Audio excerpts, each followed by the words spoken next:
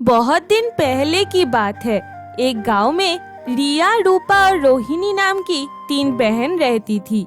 सबसे बड़ी बहन थी रिया। रूपा और रोहिणी दोनों छोटी बहन थी। उनके माता पिता नहीं थे। रिया अपने 2 बहनों से बहुत प्यार करती थी। रिया ने ही रूपा और रोहिणी को पाल पोस के बड़ा किया था। रिया सिलाई मशीन में कपड़े बनाने का काम करती थी। सिलाई मशीन में काम करके जो पैसे मिलती थी उसी से ही उनका दिन बीत रहा था। रिया कभी अपने 2 बहनों को माता पिता की कमी महसूस होने नहीं दी। वह तीनों बहन बहुत ही खुशी से दिन बिता रहे थे। एक बार रूपा रोहिणी का स्कूल की परीक्षा खत्म होने के बाद रिया ने सोचा तीनों मिलकर कहीं घूम के आए। इसीलिए रिया ने गांव से दूर पास वाले पहाड़ी झरने के पास घूमने जाने का प्लान बनाया। सभी अपने बैग में सामान भर रहे थे कि तभी रूपा ने कहा, दीदी, हम तो कुछ दिनों के लिए घूमने जा रहे हैं, लेकिन आप वहाँ जाकर काम कैसे करोगी? वहाँ जाकर हम तो कुछ दिन रहने वाले हैं, आप अपने काम कैसे करोगी? क्यों नहीं कर पाऊंगी? मैं अपना सामान अपने साथ ही लेकर जा रही हूँ। तुम लोग वहाँ मजे करना, मैं पहाड़ी के पास बैठकर अपना काम कर लूंगी। रिया अपने बैग में अपने सिलाई मशीन और जरूरत की कुछ चीजें भर लेती है। फिर वह सभी झरने के पास आ जाते हैं।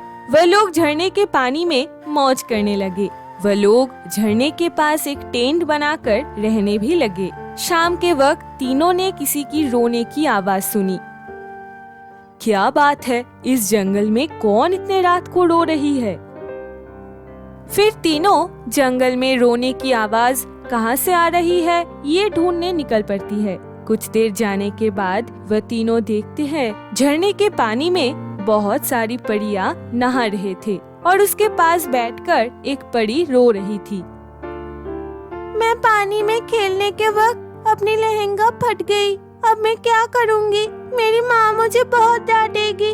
मेरी माँ ने बहुत ही मुश्किल से जादू से इस लहंगे को बनाया है। अब मेरा क्या होगा? मैं इस फटी हुई लहंगा लेकर कैसे घर वापस जाऊंगी? ये कहकर गुलाबी परी रोने लगी और वहाँ रिया, रूपा और रोहिणी आ गई। गुलाबी परी को रोते हुए देख रिया भी उदास हो गई। रिया ने गुलाबी परी से कहा, अब मत रोइए, मैं मेरे साथ मेरी सिलाई की मशीन लाई हूँ। अगर आप चाहे तो मैं आपकी फटी हुई लहंगा सिल सकती हूँ। कौन हो तुम? तुमने मुझे कैसे देखा? हमने आपको कैसे देखा ये तो हमें नहीं पता। लेकिन कोई भी इंसान हमें देख नहीं सकता। तुम लोग जरूर बहुत अच्छे हो, इसीलिए तुम लोगों ने हमें देख पाए। जो अच्छे इंसान होते हैं वही लोग हमें सिर्फ देख पाते हैं। फिर रिया ने गुलाबी परी की लहंगा सिल दी। तुमने मेरा बहुत उपकार किया है। पता नहीं मैं तुम्हें कैसे शुक्रिया अदा करूं। मैं तुम्हारे इस सिलाई मशीन को जादुई सिलाई मशीन बना देती हूँ। इससे तुम जो भी चीज सिलाई करोगी वही चीजें हीरे की हो जाएगी। ये कहकर वहाँ मौजूद 5 परियों ने अपना जादुई छड़ी उठाई और जादू किया और रिया की सिलाई मशीन जादुई सिलाई मशीन हो गई। फिर वह लोग खुशी खुशी अपने घर वापस आ जाते हैं। अरे दीदी, इस बार घूम के मजा आ गया। कैसे तुम्हारी एक साधारण सिलाई मशीन एक जादुई सिलाई मशीन हो गई? अब तुम एक लहंगा सिलकर देखो, वह हीरे की बन जाती है कि नहीं। फिर रिया ने अपनी सिलाई मशीन के मदद से एक लहंगा बनाती है और जिसमें से बहुत सारे हीरे गिरने लगती है। अरे दीदी, सच में ये परियां आपकी सिलाई मशीन को जादुई सिलाई मशीन में बदल दी है। अब आप जो भी सिलाई करोगे उसमें से हीरा ही निकलेगा। ये तो बड़े मजे की बात है। देखा बहन, हम इतने दिनों से इतने कष्ट में बड़े हो रहे थे, इसीलिए भगवान ने हमारे लिए ये उपहार भेजा है। अभी हमें और किसी चीज की कमी नहीं रहेगी। हाँ दीदी, अब हम भी अमीर हो जाएंगे और जो चाहेंगे वही खरीद सकेंगे। परियों के कारण उनके पास अब पैसे की कोई कमी नहीं थी। लेकिन जैसे ही दिन बीतते गए, रिया के दोनों बहन बहुत ही लालची और घमंडी होने लगे। एक दिन उन दोनों ने प्लान बनाई। देख छोटी, हमारी दीदी को बिल्कुल भी पढ़ाई लिखाई नहीं आती है, फिर भी वह कैसे आराम से जिंदगी बिता रहे हैं। हम पढ़ाई लिखाई जानते हैं, इसीलिए ये पैसा हमें शोभा देती है, लेकिन उसे नहीं। कोई पार्टी में भी नहीं जा सकते, हम उसे घर से निकाल देंगे। वह पढ़ाई लिखाई नहीं जानती, वह भीख मांग लेंगी। यही उसके लिए अच्छा होगा। हमारे साथ रहने के लिए वह बिल्कुल भी काबिल नहीं है और उसकी सिलाई मशीन हम लोग रख लेंगे।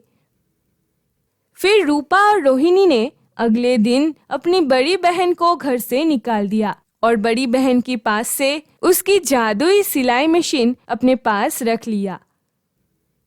ये तुम लोग क्या कर रहे हो? माँ बाबा के मर जाने के बाद से मैंने तुम दोनों को पाल पोस के बड़ा किया, कभी किसी चीज की कोई कमी महसूस नहीं होने दिया, और आज तुम मुझे ही घर से निकाल रहे हो। ये नहीं करूँ तो क्या करूँ? हम लोगों को आपके साथ रहने में शर्म आती है। अब एक गवार इंसान हो, जाओ निकल जाओ यहाँ से। ये कहकर उन दोनों ने रिया को घर से निकाल दिया और वह दोनों मिलकर उस घर में रहने लगे।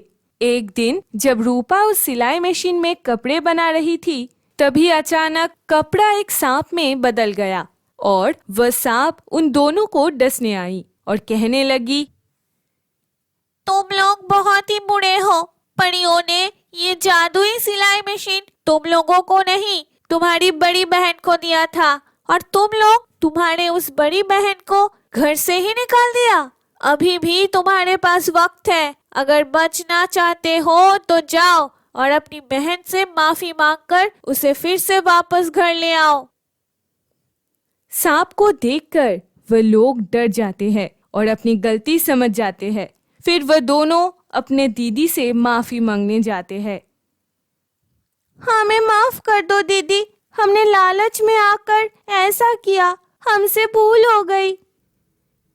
हाँ दीदी, हमें माफ कर दो, हम फिर कभी ऐसा नहीं करेंगे। रिया ने उनके बहनों को माफ कर देते हैं और वो घर वापस लौट आते हैं। फिर वह तीनों अपने घर में खुशी खुशी एक साथ रहने लगते हैं।